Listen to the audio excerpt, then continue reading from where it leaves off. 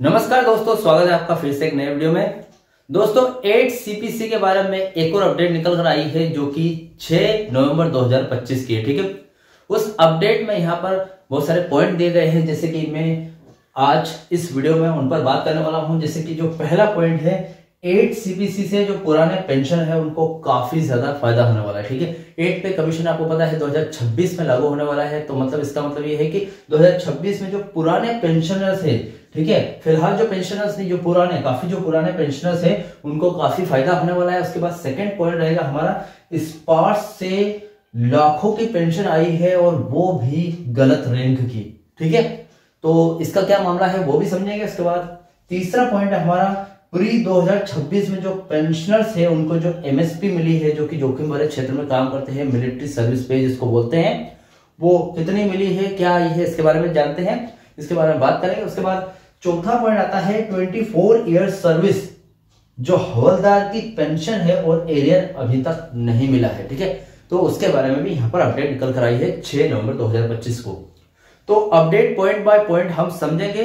तो फिलहाल चैनल पर नए हो तो सब्सक्राइब करें। मेरा नाम है सुनील विश्वकर्मा। जानकारी यूजफुल लगे तो लाइक करके जरूर जाना। चलिए दोस्तों, बढ़ाते हैं वीडियो को आगे।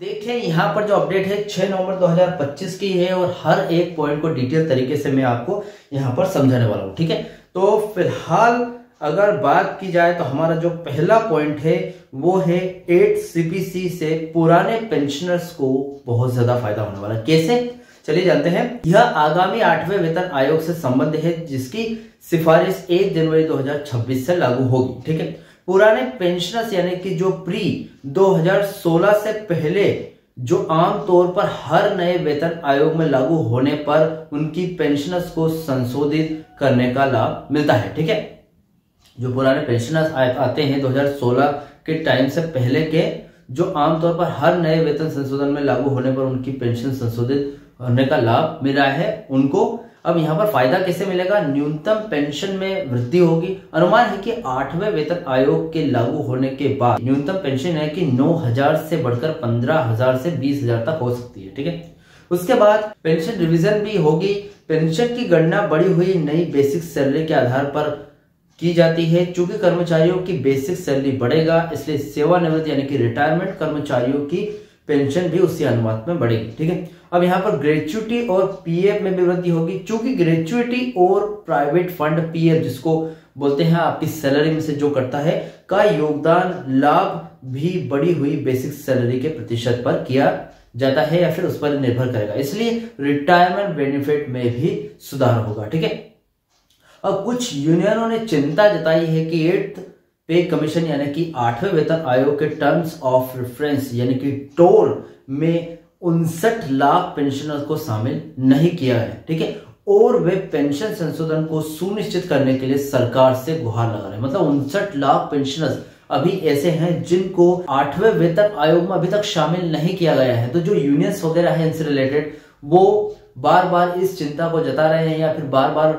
बोल रहे हैं कि जो 59 लाख पेंशनर है इनको भी 8 सीपीसी में शामिल किया जाए। ठीक है, अब यहाँ पर कुछ और मांगे भी है। पेंशनर्स की फेडरेशन से यह भी मांग रही है कि कम्यूटेशन पेंशन की बहाली यानी कि उनको दी जाए 15 साल की बजाय 11 साल में हो जाए। ठीक है, 11 साल में हो जाए और हर 5 साल में 5% पेंशन बढ़ोतरी की व्यवस्था की जानी चाहिए। ठीक है, तो ये कुछ डिमांड्स वगैरह है जो कभी पूरी होगी या फिर कभी नहीं होगी, तो ये डिपेंड करता है सरकार पर।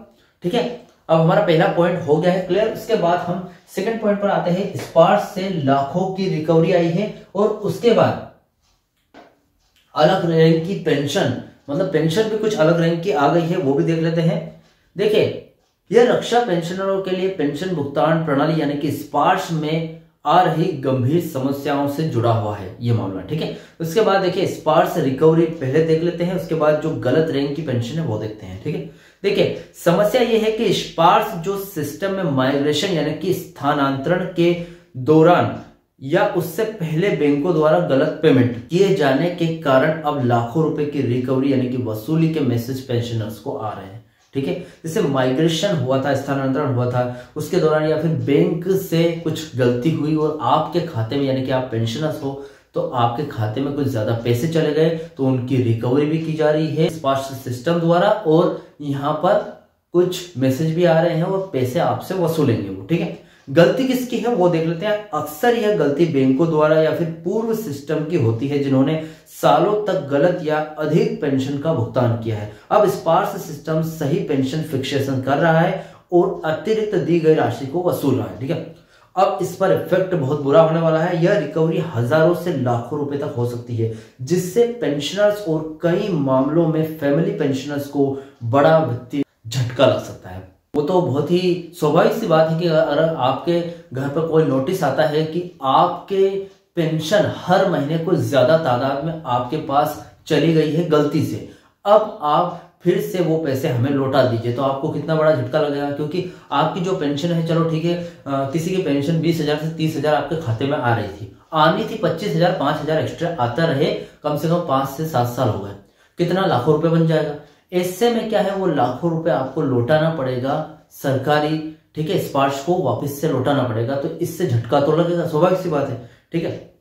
अब इससे बचने के लिए क्या करें, पेंशनर्स को सबसे पहले अपनी पेंशन स्लिप डाउनलोड करके यह जानना चाहिए कि रिकवरी सही है या फिर गलत है, या फिर कोई ऐसे ही फ्रॉड कर रहा है आपके साथ। कई पेंशनर्स कोर्ट या CPGRAMS के माध्यम से इसकी शिकायत कर रहे हैं, ठीक है। अब यहां पर हमने समझ लिया है कि स्पार्स रिकवरी का क्या मामला है, उसके बाद अब समझते हैं गलत रैंक की पेंशन का क्या मामला है वो, ठीक है। देखिए, समस्या ये है कि कई पेंशनर्स विशेषकर प्री 2006 से रिटायर हुए हैं, ठीक है, पर 2006 के टाइम पर रिटायर हुए हैं, को उनकी सही रैंक या पद के अनुरूप नहीं मिल रही है, ठीक है। जैसे उनको 25,000 रुपए आने थे, ठीक है, लेकिन उनकी पेंशन 22-23,000 रुपए की समथिंग आ रही है, तो कहीं ना कहीं उनको नुकसान हो रहा है, ठीक है। लेकिन वो ठीक है टाल रहे हैं कि चलो ठीक है स्पार्स दे रहा है या फिर त्रुटि वगैरह हो रही है तो ये हमें बाद में मिल जाएगा, तो ऐसा नहीं हो रहा है। उनको बहुत बड़ी दिक्कत होने वाली है, अगर नहीं आ रही है तो वो बाद में नहीं आएगी, ठीक है। अब देखिए यहाँ पर समाधान क्या है इसका, क्या यहाँ पर क्या सोल्यूशन है। पेंशनर्स को अपने सही पेंशन एंटोटेलमेंट यानी कि हक की तुलना अपने बेचमेंट से करनी चाहिए, और यदि विसंगति है, कोई भी त्रुटि वगैरह है, तो इसे ठीक कराने के लिए रिकॉर्ड ऑफिस या फिर अदालत का सहारा लेना चाहिए, ठीक है। इसके बाद हमारा तीसरा पॉइंट आता है प्री 2006 पेंशनर्स को MSP, जो मिलिट्री सर्विस पे है, वो 2006 के पेंशनर्स का क्या मामला है वो समझ लेते हैं। प्री 2006 पेंशनर्स ये वे पेंशनर्स है जो 1 जनवरी 2000 से पहले रिटायरमेंट ले चुके हैं, ठीक है, मतलब रिटायरमेंट हुए थे 2006 से पहले रिटायरमेंट ले चुके हैं। अब MSP यह एक विशेष प्रकार का वेतन है जो सशस्त्र बलों के कर्मचारियों को उनकी कठिन सेवा की प्रकृति के लिए दिया जाता है। MSP की पात्रता और गणना को लेकर हमेशा विवाद रहा है, ठीक है। पात्रता मतलब बहुत सारे ऐसे MSP ऑफिसर्स हैं जो बड़े रैंक के ऑफिसर्स को ज्यादा पेंशन मिलती है या फिर उनकी दरें ज्यादा है, और छोटे रैंक के पेंशनर्स की दरें कम है। तो यहाँ पर मैंने एक वीडियो बनाया था, डिटेल वीडियो, आप देख सकते हैं कि MSP में जो रैंक वाली दिक्कत है उसके लिए क्या डिमांड कर रही है, जो मिलिट्री सर्विस के जो संघ वगैरह है, यूनियन है, वो क्या डिमांड कर रहे हैं इसके बारे में, वो डिटेल वीडियो आप देख सकते हैं वहां पर। इसके बाद MSP का मुद्दा सॉल्व होने के बाद यहाँ पर चौथा पॉइंट है 24 ईयर्स सर्विस दे दी है, हवलदार की पेंशन और एरियर अभी तक नहीं मिला। क्या मामला है समझते हैं। 24 ईयर मुद्दा यह है कि नियमों के अनुसार हवलदार रैंक के उन सभी कर्मियों को जिन्होंने 24 साल की सेवा पूरी कर ली है, उन्हें नायब सूबेदार के बराबर पेंशन मिलनी चाहिए, ठीक है, जो MSCPS के तहत, ठीक है। अब यहां पर पेंडिंग है, उनका भुगतान भी पेंडिंग है, जो एरियर वगैरह है। कई प्री 2006 पेंशनर्स को अभी तक इस बढ़े हुए पेंशन यानी कि एंटाइटलमेंट के तहत मिलने वाला एरियर यानी कि जो बकाया राशि वो अभी तक नहीं मिली है। कोर्ट के आदेशों और सरकारी निर्देशानुसार के बावजूद भी भुगतान में यहाँ पर देरी हो रही है, मतलब अभी तक उनको ये मिला नहीं है, अभी तक पेमेंट जो बकाया राशि एरियर नहीं मिला है, ठीक है। अब फिलहाल वर्तमान स्थिति क्या है वो देख लेते हैं। खबरों के अनुसार कुछ पेंशनर्स ने कोर्ट से जीत हासिल की है और उन्हें ACP MACPS के तहत एरियर मिलना शुरू हो गया, लेकिन बड़ी संख्या में पेंशनर्स अभी भी अपने बकाया एरियर का इंतजार कर रहे हैं। पेंशन भुगतान में देरी पर 6% ब्याज मिलने का प्रावधान है, जिसका लाभ लेने के लिए पेंशनर्स को शिकायत दर्ज करनी पड़ सकती है, ठीक है। अब देखिए पेंशन में जो देरी हो रही है इसका भी ब्याज मिलेगा, वो भी 6%, ठीक है। अब इसका लाभ लेने के लिए भी यहाँ पर पेंशनर्स को शिकायत दर्ज करनी पड़ रही है, हो सकता है अदालत तक भी चले जाए, ठीक है।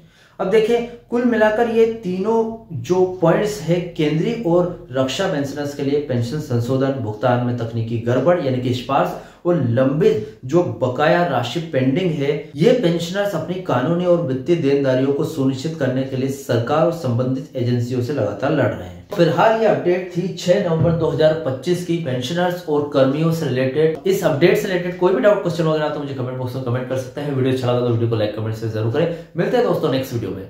सी यू सून।